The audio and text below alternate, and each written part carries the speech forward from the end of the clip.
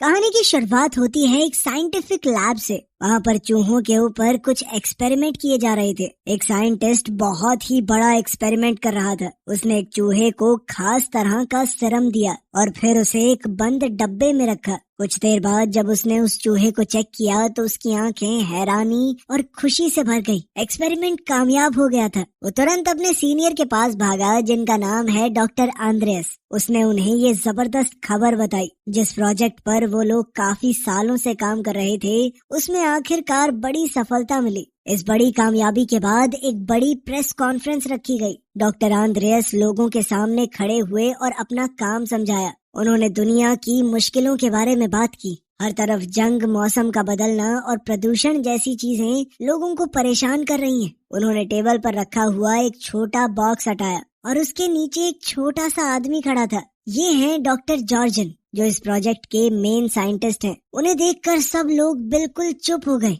Doctor जॉर्जन ने बताया कि उनकी टीम के 32 लोग, जिनमें उनकी पत्नी भी शामिल है, सबने अपनी मर्जी से ये प्रोसेस किया। वो सब लोग अब 5 इंच के हो चुके हैं। उन्होंने सबको भरोसा दिलाया कि ये प्रोसेस बिल्कुल सेफ है और कोई दर्द भी नहीं होगा आपको। अपनी बात को साबित करने के लिए एक और आदमी ट्रॉली पर बाकी की टीम को ले आया। सभी लोग हैरानी से देखने लगे। उस ट्रॉली पर बहुत से छोटे लोग हाथ हिला रहे थे। डॉक्टर जॉर्जन ने कहा कि ये एक नए युग की शुरुआत है और 5 साल की छुपी हुई मेहनत का नतीजा। इस एक्सपेरिमेंट से पूरी दुनिया को कितना फायदा होगा, ये दिखाने के लिए एक असिस्टेंट ने छोटी प्लास्टिक की थैली उठाई। उसने कहा कि इस छोटी सी थैली में पिछले 5 साल में इन 32 लोगों का पूरा कचरा रखा हुआ है। उनका आइडिया बिल्कुल साफ था। छोटा होने से इंसान थोड़ी जगह, थोड़ा खाना, सब कुछ कम ही करेगा। डॉक्टर जॉर्जन ने पूरी दुनिया को खुला न्योता दिया कि जो भी चाहे वो इस प्रोसेस से गुजर सकता है। ये खबर जंगल की आग की तरह पूरी दुनिया में फैल गई।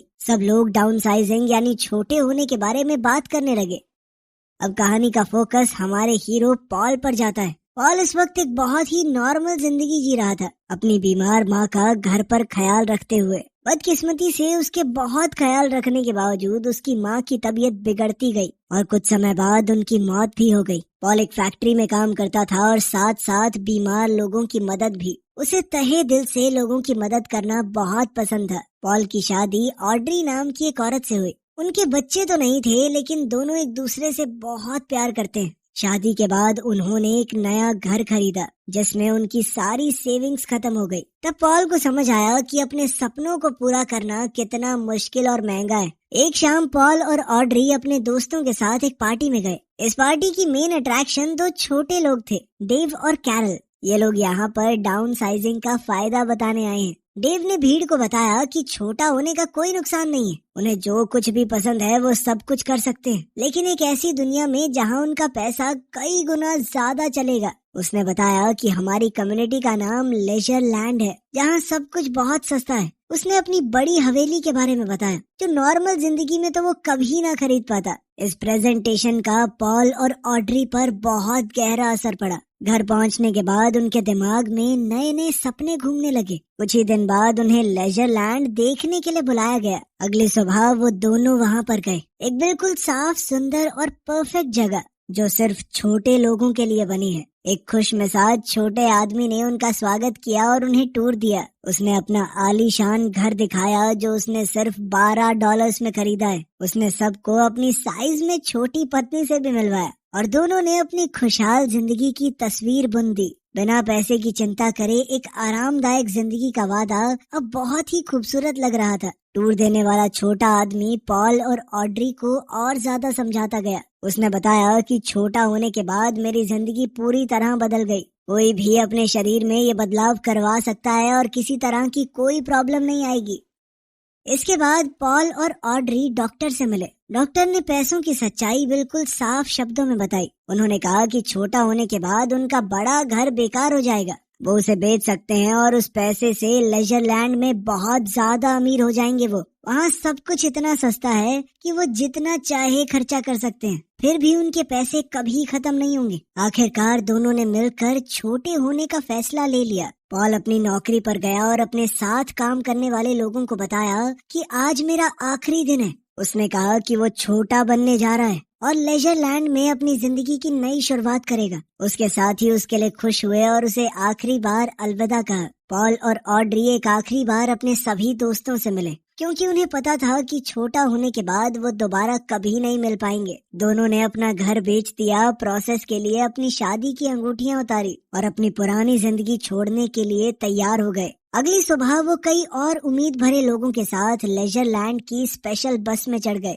वो बस उन्हें एक बहुत बड़ी फैक्ट्री में ले गई, जहाँ पर इंसानों को बदलने का काम होता था। यहाँ उन्हें एक आखिरी मौका दिया गया अपना फैसला बदलने का। एक ऑफिसर ने पूछा कि क्या आपके मन में कोई भी डाउट है? कोई आपको मजबूर तो नहीं कर रहा? पॉल और ऑड्री दोनों ने पूरे भरोसे के साथ कहा कि वो अपनी मर्जी से ये सब कुछ कर रहे हैं। उन्हें बताया गया कि आदमी और औरतों का प्रोसेस अलग अलग जगहों पर होता है। दोनों आखिरी बार गले लगे और वादा किया कि दूसरी तरफ मिलेंगे। पॉल को उसके एरिया में ले जाया गया जहाँ बहुत सारे नंगे आदमी खड़े थे। उन्हें छोटा करने की तैयारी पूरे जोरों शोरों पर थी। उनके शरीर के सारे बाल पूरी तरह शेव कर दिए गए। जो दांत खराब या सड़ रहे थे उन्हें निकाल दिया गया। ये सब कुछ बेहोशी के दौरान हुआ तो उन्हें कोई फर्क नहीं पड़ा। बेहोश होने के बाद पॉल को एक बड़ी एडवांस मशीन में रखा गया। यह प्रोसेस लगभग 20 मिनट चला और जब सब खत्म हुआ तो पॉल बिल्कुल परफेक्ट तरीके से सिर्फ 5 इंच का हो गया। नए छोटे हुए लोगों को फिर एक रिकवरी एरिया में ले जाया गया,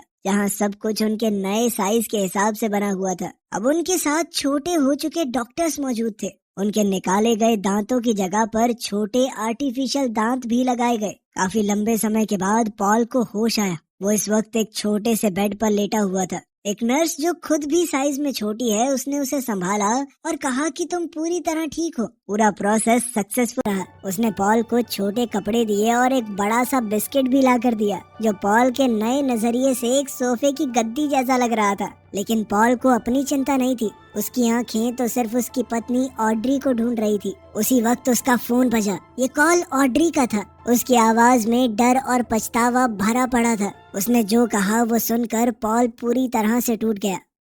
दरअसल वो आखिरी प्रोसीजर के दौरान बहुत ज्यादा डर गई। जब उसने अपने बाल शेव होते हुए देखे तो वो सह नहीं पाई। उसने इस प्रोसेस से पीछे हटने का फैसला किया और फैसिलिटी छोड़कर चली गई। और वहीं पॉल ने पूरा प्रोसीजर करवा लिया। वो बस 5 इंच का था। इस छोटी दुनिया में वो बिना अपनी पत्नी के अकेला क्या करेगा? पॉल ने अपनी पत्नी से भीख मांगी, कहा कि प्लीज वापस आ जाओ। कोई दिक्कत नहीं है, मैंने तो पूरा प्रोसेस करवाया है, आसानी से सब कुछ हो जाएगा, बाल दोबारा उग जाएंगे। लेकिन ऑड्री ने पक्का फैसला कर लिया था। उसने साफ कहा कि उसे बहुत डर लग रहा है, वो वापस नहीं आएगी। आखिरी बार अलविदा कहते हुए उसने फोन काट दिया। पॉल बिल्कुल अकेला रह गया। वो हमेशा के लिए 5 इंच का हो गया था। उसका दिल पूरी तरह टूट गया था। उसकी इस परफेक्ट नई जिंदगी का सपना शुरू होने से पहले ही बिखर गया। वो बहुत ज्यादा उदास रहने लगा। अपने बड़े और आलीशान बंगले में रहने के बावजूद वो बिल्कुल अकेला महसूस कर रहा था। जल्द ही उनकी शादी की अंगूठियां उसे भेजी गई।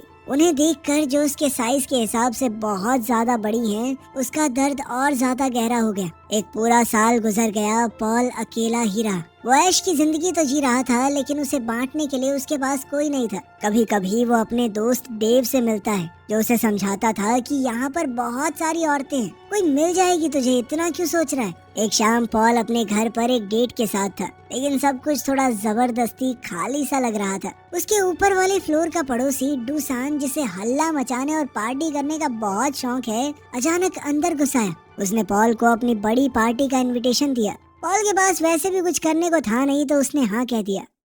अगली रात पॉल डूसान की शानदार पार्टी में गया, एक बड़ा गुलाब गिफ्ट के रूप में लेकर। डूसान उसे देखकर बहुत खुश हुआ। उसने कहा कि खुलकर पी, बहुत लड़कियां आएंगी यहाँ पे, पटा ले किसी और को, भूल जा अपनी बीवी को भाई। लेकिन पॉल किसी से कनेक्शन नहीं बना पाया। उसने रात भर शराब पी, झांझ में डांस किया और आखिरकार बेहोश होकर गिर पड़ा। सुबह तक पार्टी खत्म हो चुकी थी। सिर्फ पॉल और डूसान फैले हुए सामान वाले फ्लैट में पड़े हुए हैं। अगली सुबह सफाई करने वाली टीम आई। डूसान इतना अमीर है कि वो सारा काम बाकी लोगों से करवाता है। पॉल जब हैंगओवर और घूमते दिमाग के साथ उठा तो उसकी नजर एक सफाई करने वाली औरत पर पड़ी। उसने उसे पहचान लिया। वो तो सारा है, वियतनाम की एक बहुत मशहूर एक्टिविस्ट, जिसे पॉल ने 1 साल पहले न्यूज में देखा था। उस रिपोर्ट में दिखाया गया कि वियतनाम में छोटे लोगों की पूरी बस्ती बर्बाद हो गई थी और वो अकेली बची थी वहाँ से। उस घटना में उसकी एक टांग चली गई और अब वो एक नकली टांग का इस्तेमाल करती थी। पॉल उसके पास गया। उसे देखकर बहुत हैरानी हुई कि इस तरह का काम एक मशहूर औरत क्यों कर रही है।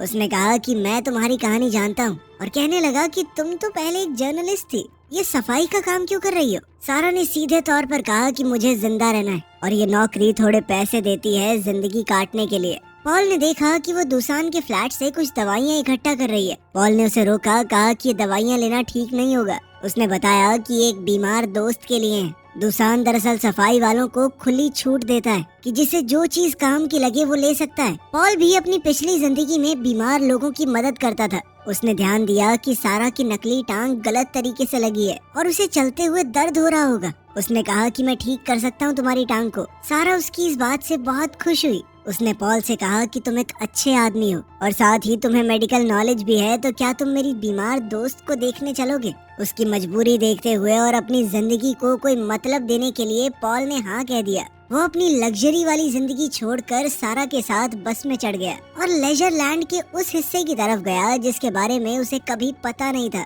उनकी बस उन्हें लेजर लैंड के एक छुपे हुए हिस्से में ले गई। रास्ते में उन्होंने एक बहुत बड़ी दीवार क्रॉस की। उस दीवार के दूसरी तरफ पॉल ने एक गरीब बस्ती देखी। यहाँ पर उनकी तरह बड़े बड़े घर नहीं थे, बल्कि पुराने शिपिंग कंटेनर्स के अंदर बनी हुई एक झुग्गी जैसी कॉलोनी थी, जहाँ सारा जैसे गरीब लोग रहते हैं। वो उसे अपने छोटे से घर में ले गई जो एक कंटेनर के अंदर बना था। अंदर एक औरत बेड पर लेटी हुई दिखी जो बहुत ज्यादा बीमार है। सारा ने बताया कि यही उसकी दोस्त है और पॉल से कहा कि डॉक्टर साहब इसका इलाज करो। पॉल ने कहा कि मैं कोई असली डॉक्टर नहीं हूँ, लेकिन सारा ने जिद की कि मुझसे तो ज्यादा ही पता है तुम्हें। पॉल ने सलाह दी कि दुसान के घर से लाई हुई कुछ दवाइयाँ दी जा सकती हैं। उसने थोड़ा सोच समझकर मेडिसिन दे दी। पॉल ने फिर से कहा कि मैं तुम्हारी नकली टांग भी ठीक से फिट कर दूंगा। इस पर सारा ने कहा कि कुछ दिन बाद करते हैं ये। पॉल वहाँ से तो चला गया, लेकिन वो सारा को भूल नहीं पाया। कुछ दिन बाद वो दोबारा उसके घर गया। सारा के पास एक बुरी खबर थी। वो बीमार औरत जिसे उन्होंने मेडिसिन दी थी वो मर गई।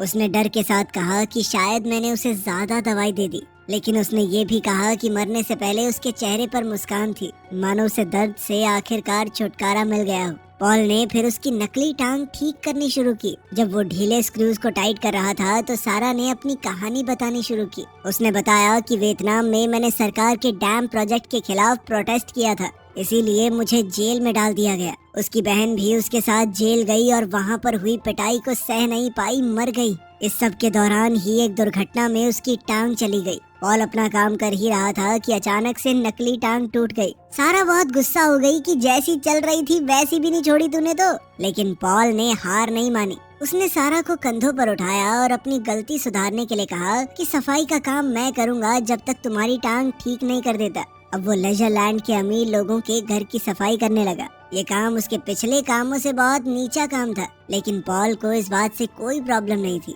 उसे दूसरों की मदद करते हुए फिर से अपनी जिंदगी का कोई मतलब मिल गया था। वो कई दिनों तक उसके साथ रहा। इस दौरान उसने सारा का एक और रूप देखा। उसने देखा कि कैसे वो अपनी गरीबी के बावजूद दूसरे बूढ़े और बीमार लोगों की मदद करती है, उन्हें खाना और बाकी सामान देती है। उसकी ये दया और अच्छाई पॉल के दिल की गहराइयों को छू गई। एक दिन जब दोनों मिलकर दुसान का फ्लैट साफ कर रहे थे, दुसान ने पॉल को देखा और हंस दिया। उसने मजाक किया कि पहले यहाँ हवेली के मालिक थे और अब साफ सफाई वाले, क्या चल रहा है भाई। पॉल ने सिर्फ इतना कहा कि लंबी कहानी है, फिर कभी सुनाऊंगा। दुसान भी समझ गया था कि जो भी है मेरा दोस्त खुश तो लग रहा है। दुसान इस वक्त एक दूसरे आदमी के साथ नॉर्वे जाने के एक सीक्रेट और बहुत ज्यादा पैसे मिलने वाले मिशन के बारे में बात कर रहा था। दुसान ने पॉल को भी साथ चलने को कहा। जब सारा ने ये सुना तो उसने तुरंत कहा कि अगर पॉल जा रहा है तो मैं भी जाऊंगी। पॉल ने कहा कि ये खतरनाक हो सकता है, लेकिन सारा ने अपना फैसला नहीं बदला। उसने कहा कि नॉर्वे जाना उसका पुराना सपना है। आखिरकार पॉल, सारा, दुसान और उसका साथी एक खास बोट में चढ़े और समुद्र के लंबे सफर पर निकल गए। इस सफर के दौरान पॉल की मुलाकात डाउन साइजिंग प्रोजेक्ट के असली इन्वेंटर डॉक्टर जॉर्जन से हुई और उनकी पत्नी एनी से भी। वो दोनों भी इस मिशन पर जा रहे थे। डॉक्टर जॉर्जन ने पॉल को एक भयानक सच बताया। उन्होंने कहा कि पिघलते ग्लेशियर्स के अंदर से बहुत ज्यादा मीथेन गैस निकल रही है और अगर ऐसा ही चलता रहा तो पूरी दुनिया खत्म हो जाएगी। इसे रोकने के लिए ही मैं इंसानों को छोटा करना चाहता था। अगर ये ग्लेशियर ना पिघले तो हमारा काम बन जाता, लेकिन सभी लोग छोटे होने के लिए तैयार नहीं है और इस स्पीड से इसे रोकने का कोई तरीका नहीं बचा है। तो ये समझ लो कि दुनिया खत्म होने से पहले ये आखिरी पार्टी की तरह है। पॉल के लिए ये सब कुछ समझना बहुत मुश्किल हो रहा था। उसने सारा से बात की और वो भी इस बात को पचा नहीं पा रही थी कि क्या दुनिया सच में खत्म हो जाएगी। उस रात ये भारी सच और उनके बीच बढ़ती हुई नजदीकियां दोनों को पास ले आई। पॉल और सारा एक दूसरे के करीब आए। पॉल ने सारा को चूम लिया और दोनों ने रात साथ बिताई। एक लंबे सफर के बाद उनका ग्रुप नॉर्वे पहुंच गया। वहां उन्हें छोटे लोगों की एक प्यारी सी कम्युनिटी मिली जो नेचर के साथ बिल्कुल शांति से रह रही थी। लेजरलैंड की तरह दीवारें और अलग अलग रहने का सिस्टम यहाँ पर नहीं है। वहाँ के लोग डॉक्टर जॉर्जन और उनकी पत्नी को देखकर बहुत खुश हुए। कम्युनिटी की एक औरत पॉल को घुमाने ले गई। वो उसे एक बड़े पहाड़ के अंदर बनी एक बहुत बड़ी टनल के पास ले गई। उसने बताया कि यही उनकी जिंदा रहने की आखिरी उम्मीद है। पहाड़ के लगभग 2 किलोमीटर नीचे एक बहुत बड़ा अंडरग्राउंड बंकर बना हुआ है। अंदर एक ऐसी जगह बनाई गई है जहाँ खाने और पानी की कभी कमी नहीं पड़ेगी। कुछ चुने हुए लोग 8000 साल तक जमीन के नीचे रहेंगे, जब तक ऊपर की दुनिया दोबारा से रहने लायक नहीं बन जाती। उन्होंने खाना, पानी और जरूरी चीजों का पूरा सामान स्टॉक कर रखा था। इंसानी प्रजाति को वो खत्म नहीं होने देंगे। ये सब सुनकर पॉल के अंदर एक नया जज्बा आ गया। उसे लगा कि अगर वो अंदर गया तो उसकी जिंदगी किसी काम में आएगी। उसने खुशी खुशी सारा को बताया कि मैंने बंकर में जाने का फैसला कर लिया है। उसे लग रहा था कि वो इंसानों को बचाने में अपना योगदान दे पाएगा, लेकिन सारा का दिल टूट गया। वो गुस्से में आ गई। उसने पॉल से पूछा कि हमारे बीच जो कुछ भी हुआ उसके बाद तुम मुझे कैसे छोड़ सकते हो। उसने पूछा कि क्या तुम बस टाइम पास कर रहे थे मेरे साथ, सच में प्यार नहीं करते मुझसे। इस बात का पॉल ने कोई सीधा जवाब नहीं दिया। पॉल अपनी बात पर अड़ा रहा कि मुझे अंदर जाना ही है, यही रास्ता है मेरा। पॉल की इन बातों ने सारा को तोड़ दिया। वो रो पड़ी। पॉल ने दुसान को भी अपना फैसला बताया। दुसान ने कहा कि तू ऊपर रहकर भी तो लोगों की मदद कर सकता है, लेकिन पॉल ने अपना मन बना लिया था। जब बंकर में जाने का वक्त हुआ तो सभी लोग एक साथ सूरज को ढलते हुए देखने लगे। वो जानते थे कि अपनी जिंदगी में दोबारा कभी सूरज नहीं देख पाएंगे। पॉल ने सबको अलविदा कहा। उसकी और सारा की आंखें मिली। सारा बिना कुछ बोले उसे रुकने के लिए कह रही थी, लेकिन पॉल ने पीछे नहीं देखा और अंधेरी टनल के अंदर चला गया। लोगों ने लगभग 2 किलोमीटर लंबा ये रास्ता तय करना शुरू किया। अंदर अंधेरा था और उन्हें पूरी रात चलना होगा। पॉल लाइन के बिल्कुल लास्ट में चल रहा था। हर एक बढ़ते कदम के साथ पॉल का मन कमजोर होता गया। उसने सारा, दुसान और उन सभी रिश्तों के बारे में सोचा जो उसने बनाए थे। वो समझ गया था कि सिर्फ जिंदा रहना जिंदगी नहीं होती। अगर अपने लोग ही जिंदा नहीं रहेंगे तो वो जीकर क्या करेगा। बाहर सारा और दुसान टनल के एंट्रेंस पर खड़े थे, इस उम्मीद के साथ कि शायद पॉल लौट आएगा। तभी उन्होंने देखा कि अंधेरे से कोई बाहर आया। वो पॉल ही था। उसने अपना फैसला बदल लिया। दुसान हंसकर कहने लगा, मुझे पहले से पता था कहीं नहीं जाएगा तू। लेकिन पॉल सीधा सारा के पास गया। उसकी आंखों में आंखें डालकर उसने सच कहा कि मैं भी तुमसे प्यार करता हूँ। अब उन्होंने फालतू ऐश भरी जिंदगी छोड़कर लोगों की मदद करते हुए जिंदगी बिताने का फैसला किया। वीडियो पसंद आई तो लाइक कर देना, चैनल को सब्सक्राइब कर लेना। मिलते हैं अगली वीडियो में।